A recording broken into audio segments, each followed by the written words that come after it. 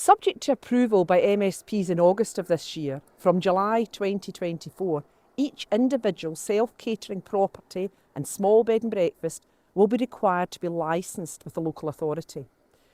This is in addition to the current legal obligations to comply with health and fire safety legislation. Charges for this short-term let proposal, including inspections, will be determined by each authority, who need to cover their own costs.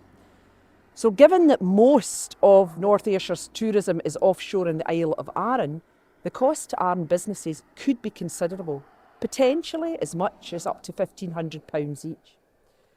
So why are the Scottish Government doing this?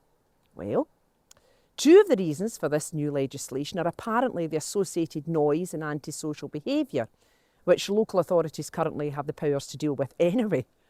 The third reason is the supposed impact on housing supply. So let's look at the situation in Arran. In 2019, which is the last full year's trading, tourism generated over £69 million for Arran's economy.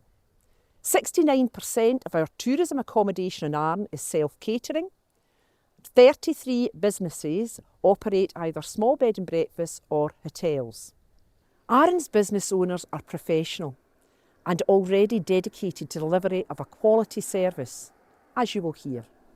My wife and I have owned this guest house for over 20 years, and we built the self-catering cottage many years ago. This guest house has been in existence for over 100 years. It was built as a letting house, and in all that time there's never been one incidence of antisocial behaviour, noise, litter.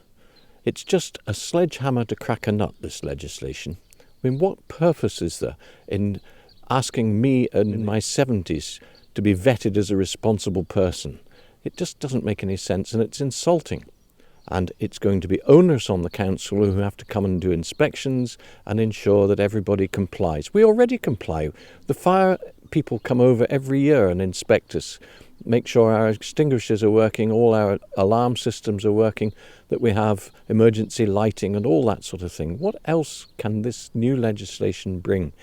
It's just a costly exercise, and it's absolutely demoralising and will put people out of business. I fully oppose this very ill-conceived, flawed and disproportionate legislation.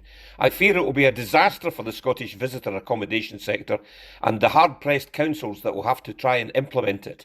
The government said it was about health and safety, but we already have to comply with stringent health and safety regulations to protect our guests.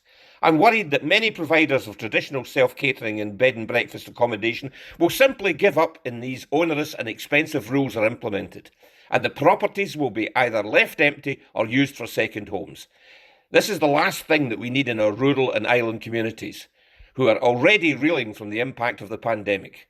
I cannot understand why the Scottish Government is unwilling to consider the reasonable alternative, a low-cost, simple registration scheme for short-term lets, as already exists for long-term lets. We desperately need some joined-up thinking from our government now. These rules were withdrawn in February 2021 as they were deemed unfit for purpose. Fergus Ewing MSP, the former SNP Minister for Tourism, recently called the proposals draconian. I fear that short-term let licensing will signal the death knell of our industry and leave Scottish tourism impoverished. It's not too late to scrap this bourach, and for our government to work with us and offer the support that is the very least our struggling businesses deserve. Well, I think it's very negative for the island as a whole. The implications of the legislation will put a lot of holiday homeowners off signing up for the scheme. My elderly mother has been a fit and proper person, which is what they're looking for. It's a bit demeaning for her to have to go through this, and I think it will put her off letting the house.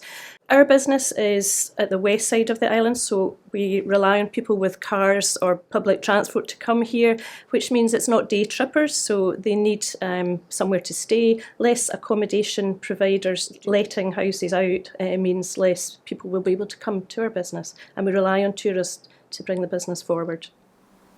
So if this is introduced, it's going to really affect us in two ways. It's going to add an additional cost onto our holiday cottages.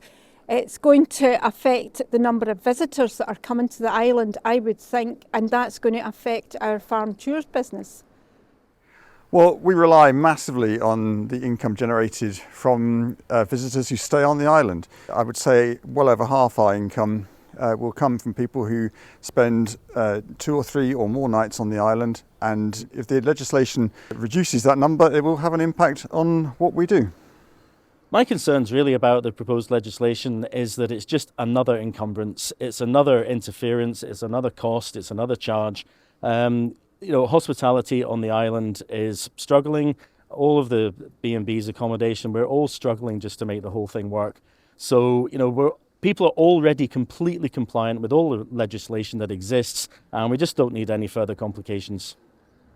The proposed legislation is yet another spanner in the works of our ailing tourist industry, still seriously affected by COVID. A significant proportion of our business comes from visitors staying in self-catering and B&Bs, so anything that makes it harder for folk to operate has a negative effect on our trade. So as you can see, self-catering in Arran creates employment for many. Primarily, this is housekeepers, maintenance and tradesmen, but it also creates even greater secondary employment in terms of restaurants, cafes, bars, retail, services, activities, and of course, the supply chain. These are all amenities that we as islanders benefit from too. Those leading this have shown a complete lack of understanding of the interdependence of the tourism industry, particularly on rural areas like Arran. Housing in Arran is a great concern, but short-term implementation is not the answer. It will not resolve any housing issues. To assume that is naive at best. If businesses are sold, it won't be to those most in need. It will be to the highest bidders. Be under no illusion, the current proposals will impact on the wider tourism industry and our island community as a whole. However, there is room for something. And we would endorse the Association of Scotland Self-Caterers who have proposed a simpler online registration scheme. This would have mandatory health and safety criteria rather than licensing.